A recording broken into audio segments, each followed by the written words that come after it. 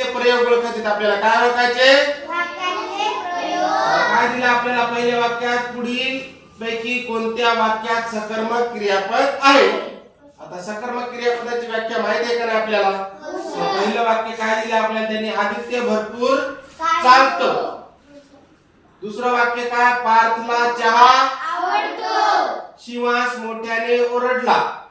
आणि चौथं काय? आर्यन चित्र रंगवतो. आता बघा पहिल्या वाक्यात पण कर्म नाही आहे का? दुसऱ्या वाक्यात पण नाही. तिसऱ्या वाक्यात पण नाही. चौथ्या वाक्यात आहे का नाही? आर्यन चित्र रंगवतो. चित्र हे कर्म आहे का नाही?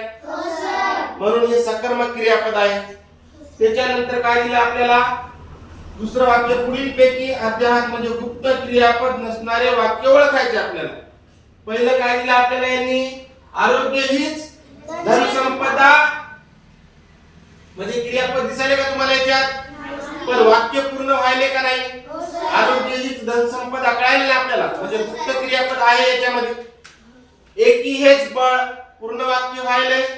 क्रियापद दिसायले का?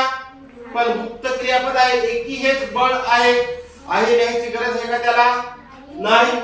तिसरं काय? हा फुलाचा सुगंध येतोय. क्रियापद दिसायले का नाही? मग हे गुप्त आहे का? नाही. मग कोणतं येईल याच्यामधलं?